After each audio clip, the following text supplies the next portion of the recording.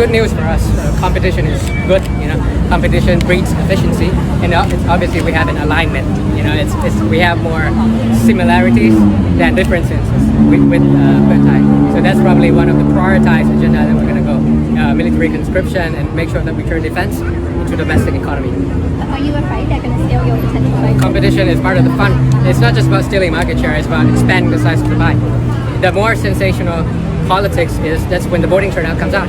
And if it's about 70%, then it's kind of iffy. But if it's 80% voting turnout, that's sensational and that's historical within this country. And what do you think is the main challenge you face in trying to win over the voters? Obviously, trying to understand them, trying to understand and try to have the policies that's credible enough for them not to move out of the country, which they've been trying to do for the past 3 years, because there was no hope for them. If they're 18 years old, they've been through 2 coups, one COVID crisis, and also the geopolitics that's going on. It makes them hopeless and voiceless as well. So what we have to do is to be the hope of the hopeless and the voice of the voiceless.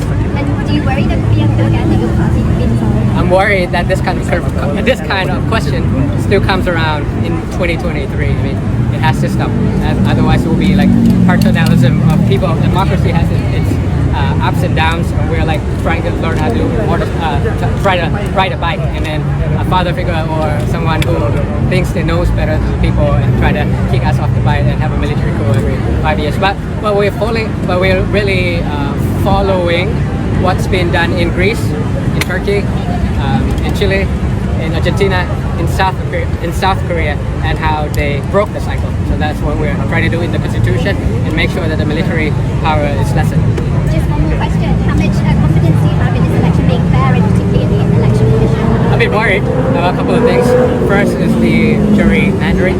Second is the confusion of having 2 numbers without the real names of the potential candidate in it. So that might confuse someone. The third one is probably the reporting. There's no real-time reporting as of now. It will be carried out into a centralized location where nobody can see the transparency of the counting. So that would be 3 things I'm worried about. Thank you so much, everybody. Voters, but the Thai is also trying to appeal to